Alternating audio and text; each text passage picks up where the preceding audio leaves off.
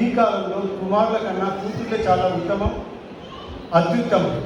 ఎందుకంటే నాకు ఇద్దరు కొడుకులు కాబట్టి నేను చెప్తున్నాను సార్.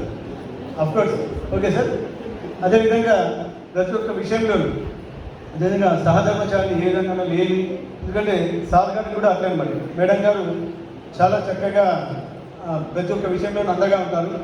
సో ఈ విధంగా ప్రతి ఒక్క విషయంలో దాని తర్వాత సార్తో పాటు నేను పనిచేసినప్పుడు తెలిసిందన్నమాట. ఎందుకంటే ఆయనకున్నటువంటి మమకారం, పిల్లల పట్ల మమకారం, అదేవిధంగా మా పట్ల కూడా ఆ పిల్లల్ని ఏ విధంగా అయితే చూస్తారో అదేవిధంగా మమ్మల్ని కూడా, అంటే సహచర ఉపాధ్యాయులు కూడా అదేవిధంగా ఆయన ఆ యొక్క మమకారం తెచ్చుకోవడం వల్లనే మేము ఆయనకు అందించాం సహకారం. ఆ సహకారంతోనే ప్రతి ఒక్క సమస్య అయింది పరిష్కారం అక్కడ ఎక్కడైనా ఏదైనా కానీ అక్కడ. అందువల్ల ఆ విధంగా మనకు సార్ అనేది చేయడం జరుగుతుంది. So once again thank you sir Narasimha sir గారికి. దాని తర్వాత వారితో పాటు ఒకే పాఠశాల ఆవరణంలో సో సార్ గారు హై స్కూల్లో వర్క్ చేశారు. దాని తర్వాత మన ఓబుల్ బస్ సార్ గారు అదే ఆవరణంలో ప్రైవేట్ స్కూల్లో హెచ్ఎంగా ఉన్నారు. సో వారు సభను ఉద్దేశించి మాట్లాడాల్సిందిగా కోరుచున్నాం.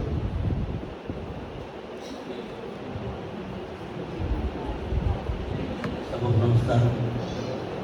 ఈరోజు గౌరవనీయులు పెద్దలు పూజ్యులు ప్రధానోపాధ్యాయులుగా పదవీ విరమణ చెందుతున్నటువంటి శ్రీ నున్నా నరసింహ సార్ గారి పదవీ విరమణ సన్మాన సభకు అధ్యక్షత వహించినటువంటి అనేక జెడ్పీహెచ్ఎస్ ప్రధానోపాధ్యాయులు మేడం గారికి మరియు గ్రామ పెద్దలకు మరియు ప్రధానోపాధ్యాయులైనటువంటి Venugopal sir, parliament sir Prasad గారికి మరియు రిటైర్ ఉపాధ్యాయులు మరియు ఏపీటీఎం నాయకులు ప్రభాకర్ అన్న గారికి మరియు నిర్వాహకులకు, ఈ సమావేశానికి వచ్చేసినటువంటి ఉపాధ్యాయులకు, నరసింహ సార్ గారి యొక్క బంధుమిత్రులకు అందరికీ నమస్సుమాంజలి తెలియజేస్తున్నాం. ఈరోజు పదవీ విరమణ చేస్తున్నటువంటి పూజ్యులైనటువంటి మన నరసింహ సార్ గారి యొక్క పదవీ విరమణ శుభాకాంక్షలు తెలియజేస్తూ వారి సతీమణి మేడం గారికి కానీ నమస్సుమాంజలి తెలియజేస్తున్నాం.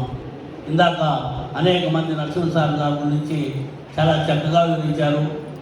యాక్చువల్గా సారు అంకిత భావంతో దాదాపుగా 35 సంవత్సరాలు ఉపాధ్యాయ వృత్తిలో, అంటే 62 సంవత్సరాల మొత్తం వయస్సులో ఎక్కువ భాగం, సగభాగం కన్నా ఎక్కువ ఉపాధ్యాయ వృత్తిని ప్రేమించి ఈ ఉపాధ్యాయ వృత్తిలోనే ఎన్సిటి నుంచి ప్రధానోపాధ్యాయులుగా అన్ని స్థాయిల్లోనూ అన్ని పాఠశాలల్లోనూ అనేక రకాలుగా ఆయన ఈ వృత్తిని ప్రేమించి చేసినటువంటి సందర్భంలో అందరూ చెప్పినట్టుగానే మృదు స్వభావమే, తర్వాత అంకిత భావంతో పనిచేశారు.